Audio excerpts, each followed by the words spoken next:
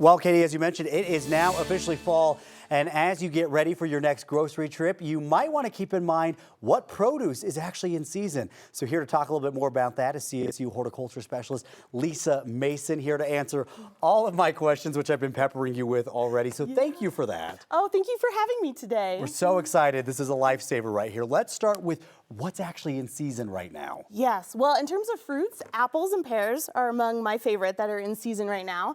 We're starting to wind down with peaches, watermelons, and cantaloupes, but we have a lot of veggies right now. So beets, bell peppers, tomatoes.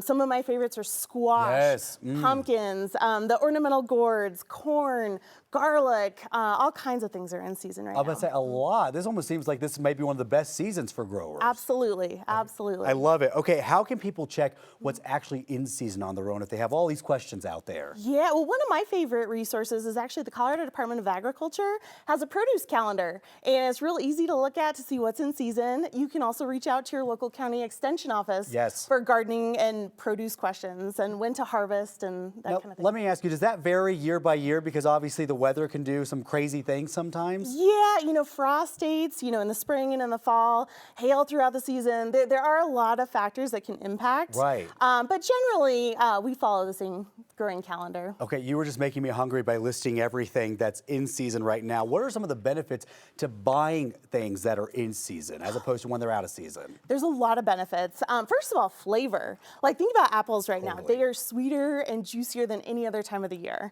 And they're actually going to be higher in nutrients in many cases because the vegetable was probably harvested very recently, and so it's going to be packed full of those nutrients. The longer a vegetable or fruit goes before it's consumed, some of those nutrients can be lost along the way. Right, totally. And it's also cheaper.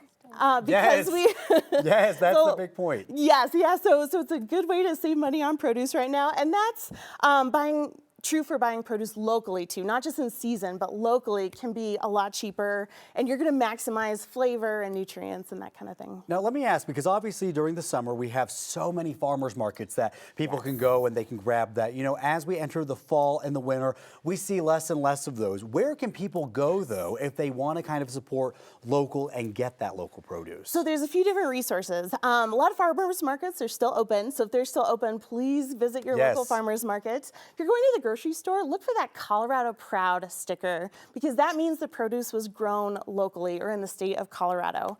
The Colorado Department of Agriculture has a Farm Fresh directory, which has over 200 farms and local businesses for produce, and that's readily available online. And then, of course, you can reach out to the Colorado State University Extension Office. We have an office in nearly every county, and I'd like to highlight our master gardeners because they are ready to answer your questions. Okay, I want to stay on that real fast. So I was talking to Lisa in the commercial break.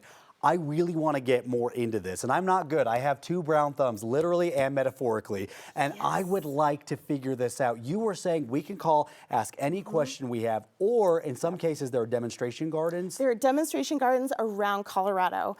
So you can actually go to these gardens and meet the master gardeners and ask them questions in person. We have several, and I'm housed in Arapahoe County, so we have several in Arapahoe County, and in fact, that's where all this produce came from. Our Arapahoe County master gardeners donate over 6,500 pounds of produce to local food banks, and I know our other county extension offices do the same. In addition, they're ready to answer your questions, and we teach classes all year round. I need fact sheets. We're here for you. I love it. Okay, Lisa, you are making my dreams come true.